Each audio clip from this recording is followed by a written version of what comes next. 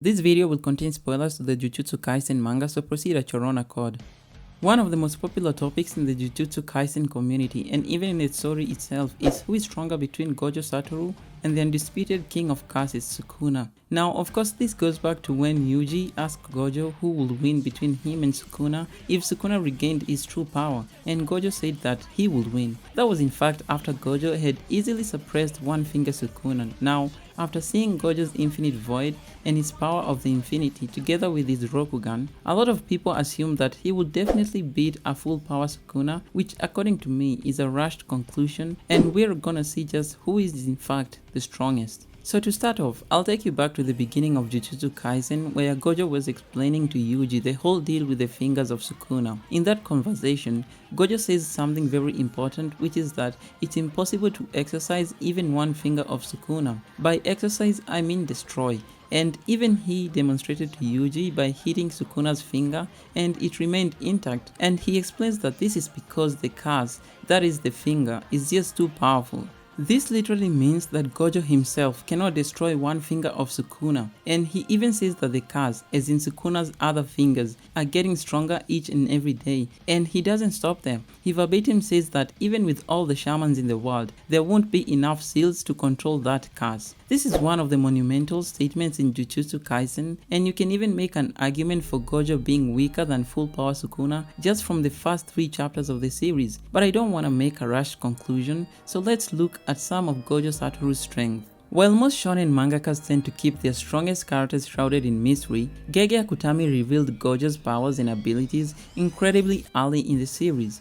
In his fight against Jogo, a high-grade cast who Gojo himself confirms that he may be probably stronger than One Finger Sukuna, and later on in the series, Jogo says that he may be as strong as 8 of Sukuna's finger, which I wouldn't take seriously because we can only assume that Jogo was just hyping himself up. So anyways, it's fair to say that in that fight, Gojo was vastly superior to Jogo in every way, while he still had his eyes covered. He even dodged one of Jogo's strongest attacks, which later on in the series was able to fry 2 of the strongest grade 1 shamans. There's nothing interesting to note in that fight since it's just Gojo utterly demolishing Jogo, so I'll just go through Gojo's abilities that were revealed. Gojo's main power is called the Infinity, and the first technique of his Infinity is the Neutral Infinity, which makes it so that Gojo is untouchable.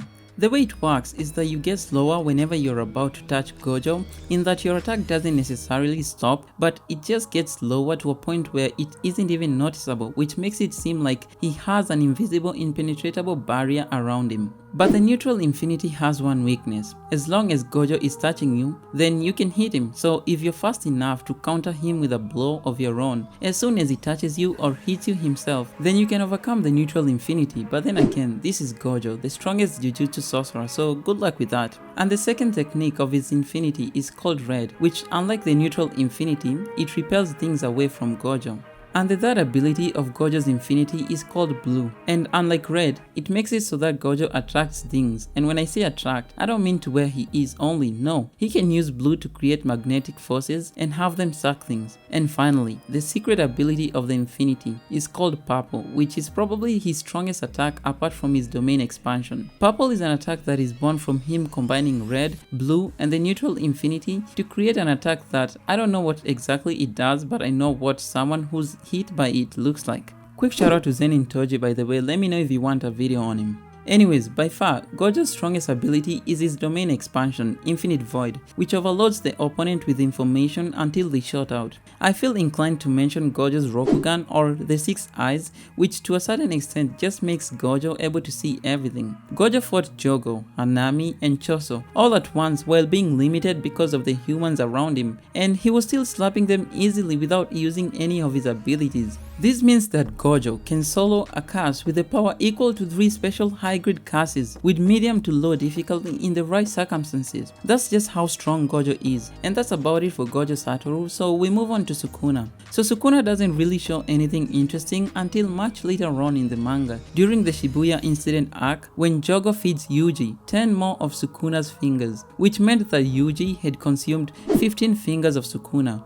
Okay, listen, I don't even have to go into any details about Sukuna, so I'm just gonna say this straight up that the current Gojo, with all his powers and abilities, would have to fight to an inch of his life to even come close to defeating the current Sukuna, who only has 15 fingers worth of his full power. Sukuna with just 15 fingers, and in a body that isn't even his, bleeds and kills Jogo with no difficulty at all, and without Jogo even laying a finger on him. We're talking about Jogo, who survived 2 times against Gojo Satoru, though not easily, and after that, he literally goes on to fight the Divine General Mahoraga. Let me give you a brief history of this bad boy. So, Megumi Fushiguro, in his last throes of life, summoned the Divine General Mahoraga, and Fushiguro states that in the entire history of the 10 Shadow Technique users, no one has been able to defeat the Divine General Mahoraga. If you remember correctly, a few centuries ago, the leaders of the Zenin and Gojo clans killed each other in battle. The interesting part is that the leader of the Zenin clan was also a 10 Shadow Technique user. So even that guy who was able to kill the leader of the Gojo clan who possessed the Infinity was never able to exercise the Divine General Mahoraga. But a 15-finger power Sukuna exercised that Shikigami in less than 5 minutes with his domain expansion, the Malevolent Shrine.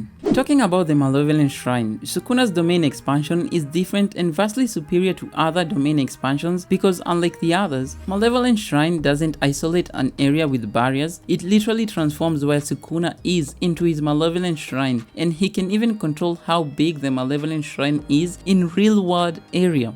So far, the largest instance we've seen Malevolent Shrine cover is 140 meters, and that's only because Sukuna was protecting Fushiguro. And again, this was Sukuna with just 15 fingers, so I can easily say that Sukuna with his full power will be infinitely more powerful than the current Sukuna with just 15 of his fingers. Now you can do the maths and compare the current Gojo Satoru at his full power to the fingers of Sukuna, then multiply that into what may be fitting the full power Sukuna. And even then, I promise you, Gojo Satoru is nowhere as powerful as what I expect the full power Sukuna to be. Like seriously, how was this guy even defeated? Are you guys even starting to understand just how scaringly overpowered Sukuna with his full body will be? Gojo Satoru is powerful, but considering the fact that we're seeing Sukuna with just 15 fingers doing all the things Gojo can currently do, it's a no-brainer that full power Sukuna might even be capable of one-shotting Gojo Satoru with no difficulty. Even considering all of Gojo's ability, I still don't see him winning